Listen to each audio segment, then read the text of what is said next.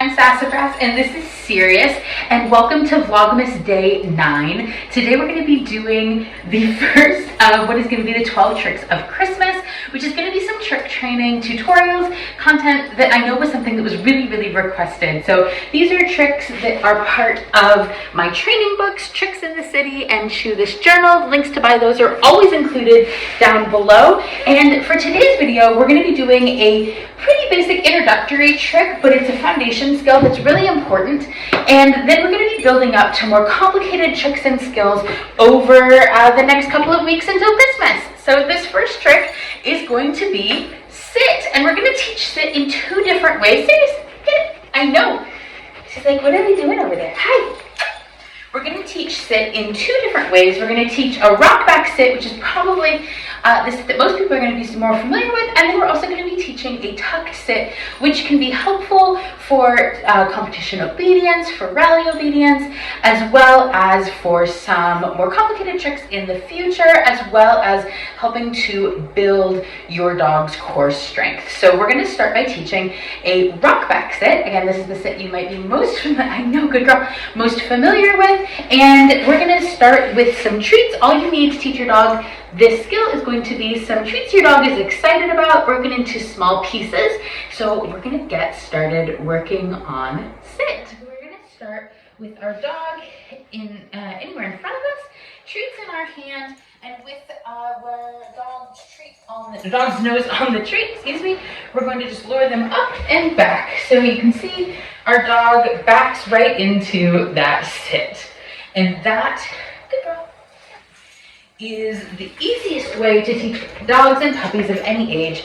Sit, so again you have treats on your dog's nose, lure up and back, and you can see that their feet go back, their front feet move back into that sit position. And so that is going to be when we're starting to teach our dogs sits. I know. You're just going to lure up, and they're going to go right into that sit position, and you treat right when their bottom hits the ground. And so over time, the better you get after a couple of sessions, you're confident your dog is going to follow the treat. You can start to add your verbal cue of choice as you're luring up. Sit.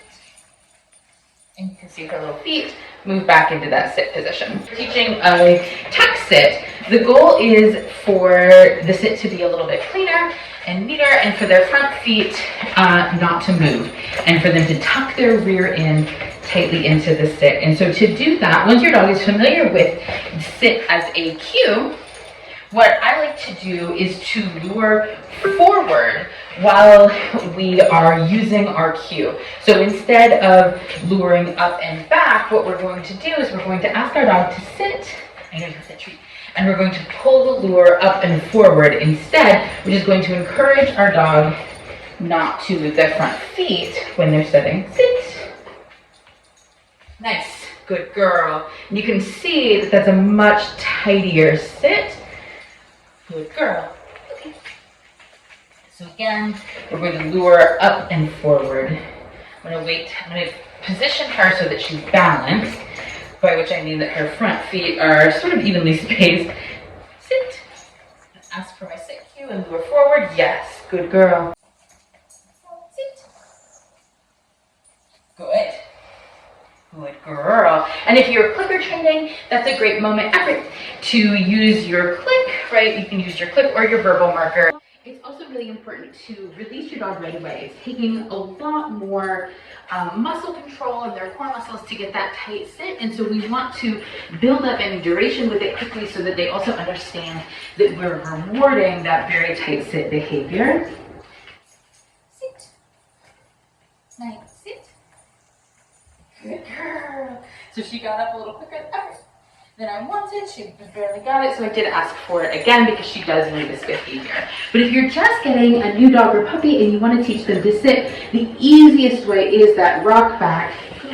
Because where the nose goes, the body follows. Keep in mind, especially with that tuck sit, if it is new for your dog, it's new muscle tone, so you don't want to do a lot of them in a row, but you're going to do it by starting with your dog balanced, and then luring up and forward while giving your sit cue. Sit. Good. Which creates that very tidy tucked sit. Good. Sit. Good girl. And that's a nice sit that looks really nice for competition obedience, for rally, and will also work for some of the more stationary tricks that we're going to work on later this month. So I hope you enjoyed today's tutorial for teaching sit in 2 different ways, 2 different kinds of sit. Let me know in the comments how you taught your dog to sit. If your dog knows a formal tuck sit as well